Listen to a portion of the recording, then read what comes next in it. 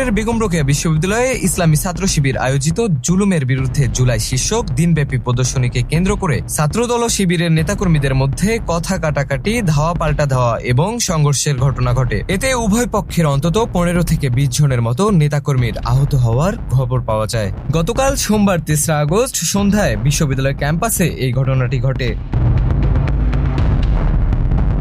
প্রত্যক্ষদর্শী এবং বিশ্ববিদ্যালয় সূত্রের বরাতে জানা গেছে, জুলাই গণ অভ্যুত্থান স্মরণে বেরবি শাখা শিবির ক্যাম্পাসে দিনব্যাপী জুলুমের বিরুদ্ধে জুলাই প্রদর্শনীর আয়োজন করে। প্রদর্শনীতে জুডিশিয়াল কিলিং শিরোনামে ফ্যাসিস্ট হাসিনার সময়ে মৃত্যুদণ্ডপ্রাপ্ত জামাতের শীর্ষ নেতাদের ছবি প্রদর্শন করা নিয়ে আপত্তি তোলেন ছাত্রদলের নেতাকর্মীরা।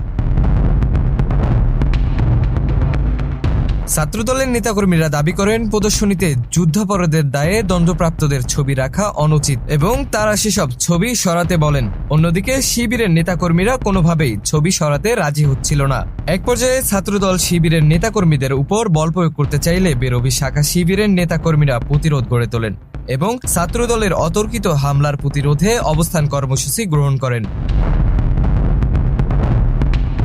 ছবি সরানো নিয়ে বাকবিতণ্ডা এক পর্যায়ে দুই পক্ষের মধ্যে তীব্র উত্তেজনা সৃষ্টি করে। পরবর্তীতে তা ধাওয়া পাল্টা ধাওয়া, চেয়ার ও ইট পাটকেল নিক্ষেপ এবং লাঠিসোঁটা ব্যবহারে সংঘর্ষের রূপ নেয়।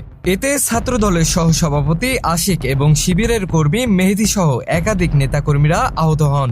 সংঘর্ষের পর দুই পক্ষের নেতাকর্মীরাই লাঠিসোঁটা এবং দেশীয় অস্ত্র নিয়ে ক্যাম্পাসের মূল ফটক এবং আশেপাশের এলাকায় অবস্থান করেন। পরে তারা পাল্টাপাল্টি স্লোগান দিলে থমথমে পরিবেশ সৃষ্টি হয়। ছাত্র শিবিরের পক্ষ থেকে বলা হয়, তাদের দিনব্যাপী শান্তিপূর্ণ কর্মসূচিতে ছাত্রদলের নেতাকর্মীরা অহেতুক আপত্তি তোলেন এবং বহিরাগতদেরকে নিয়ে এসে হামলা চালান। তারা আরও বলেন, যে কোনো আপত্তি থাকলে তা প্রশাসনের মাধ্যমে বা আলোচনার মাধ্যমে সমাধান করা যেত। ছাত্রদল কর্তৃক এমন অতর্কিত হামলার প্রতিবাদে বেগম রোকেয়া বিশ্ববিদ্যালয়ের শাখা শিবির এবং রংপুর মহানগর শিবিরের নেতাকর্মীরা পরবর্তীতে বিক্ষোভ মিছিল করেন। মুশফিকুর রহমান, মানব কণ্ঠ।